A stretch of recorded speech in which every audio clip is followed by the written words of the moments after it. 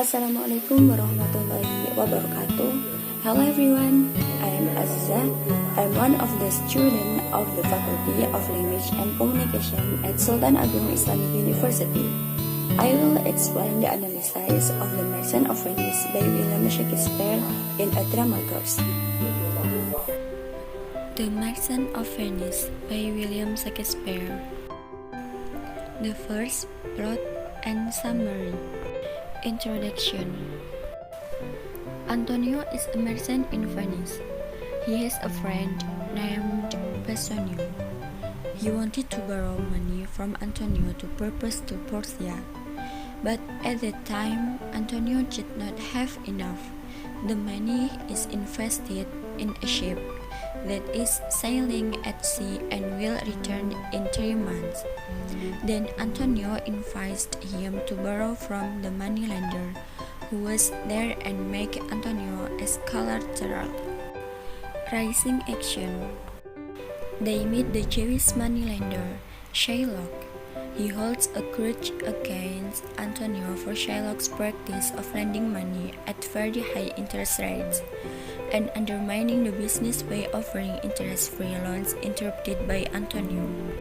Shylock still lends 300 ducats, interest-free, with a guarantee that if he can't pay it for 3 months, he will be entitled to 1 pound of Antonio's own meat. Bassanio objected to the agreement, but Antonio agreed. On the other hand, Shylock's servant, Lancelot, decides to stop serving Shylock and work for Bassanio. And Shylock's daughter, Jessica, who was plans to elope with Antonio's friend, Lorenzo. That night, when there is a party in Venice, Jessica escapes with Lorenzo.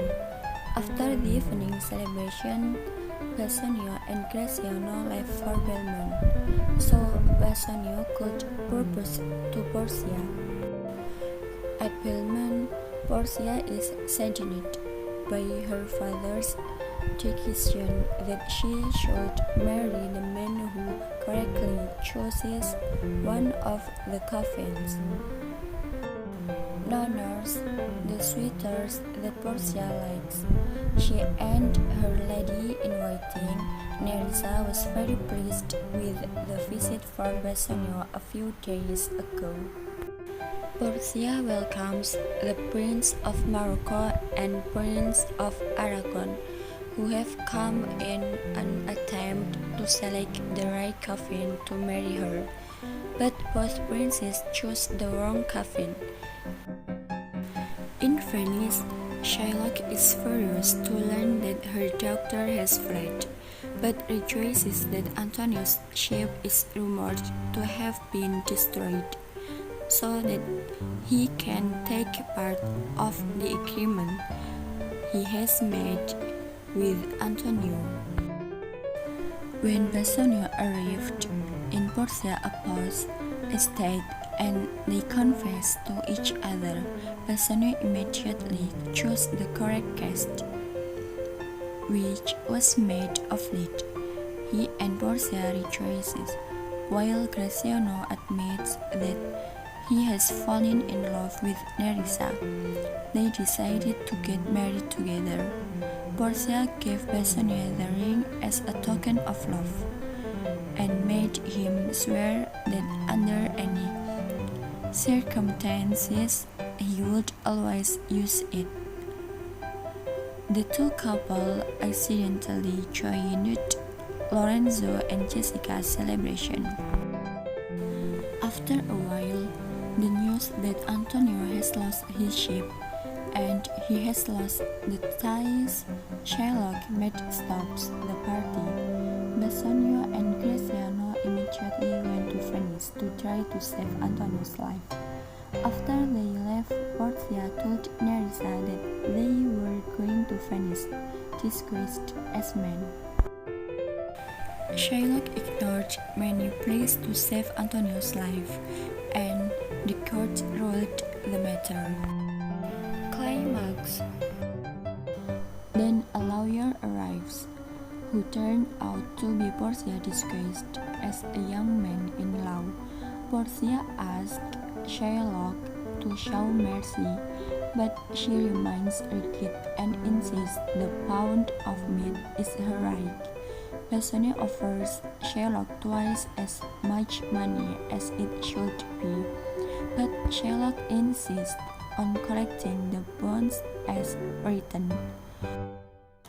Portia examined the contract, stating that Shylock was entitled to the merchant's meat and that it was legally binding. Shylock was very enthusiastic when he heard the court's policy.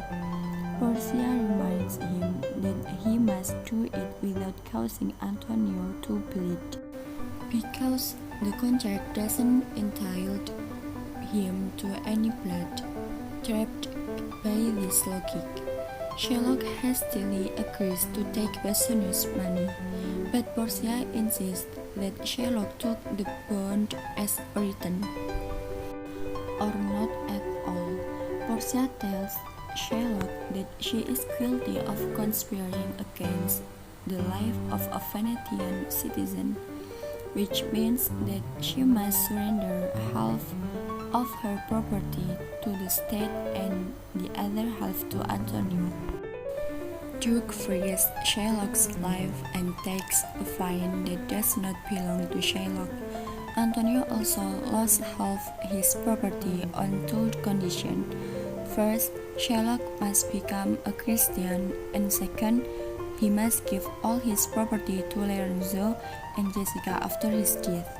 Shylock agreed and left.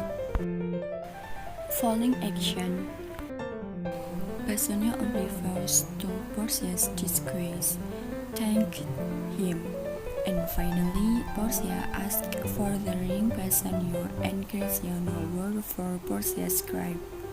The two women returned to Belmont. Resolution. When Bassanio and Graziano arrived the next day, their wife accused them of giving the ring to other women. However, before the debate occurs, Portia reveals that she and Nerissa are the jurors and clerk. Lorenzo and Jessica are delighted to learn of their legacy from Shylock, and good news arrives that Antonio's ship has actually returned safely. This group celebrates its good fortune. Second is characters. Antonio is protagonist character. He is a true friend, willing to sacrifice for the people around him, and a wealthy merchant. Shylock, he is antagonist, ruthless moneylender, vengeful, and a selfish father figure. Portia, she is wealthy heiress, father devised the leader of the three Cacads, and marries Bassanio. Bassanio is Antonio's friend who needs money, wants to marry Portia, and supports Antonio in his time of need. Nerissa, she is Portia's waiting gentlewoman, marries Graziano, and strong common sense and judgment. Graziano, he is Bassanio's close friend, funny and loyal, and marries Nerissa. And the last is Jessica. She is Shylock's daughter and falls in love with Lorenzo. The third is themes. Friendship. A strong friendship between Antonio and Bassanio and Graziano, and Portia and Nerissa. Cunning. The opportunity when Antonio is currency, which is then used by Shylock. Struggle in love. Bassanio struggled to get Portia and Jessica, who eloped with Lorenzo because Shylock did not approve. Setting of the story: place in Venice, Belmont, Shylock house, Portia's house in Belmont, and the cartoon. Time is 3 months after the agreement, when Antonio was called in court with Shylock because Antonio could not pay a debt that was due. Customs and culture of the story. First, use of coffins, where Portia applicants are required to choose the right coffin as a condition of her father. Second, Jewish discrimination during Renaissance as experienced by Shylock.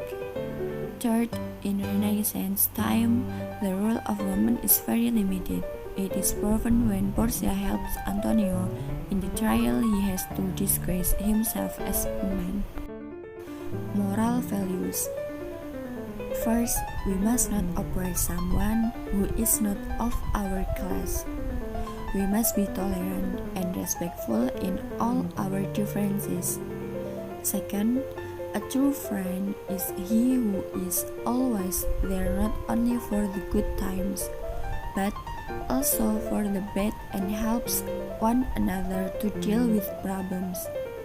The last, revenge is an ugly thing, one that makes oneself uneasy about living a life.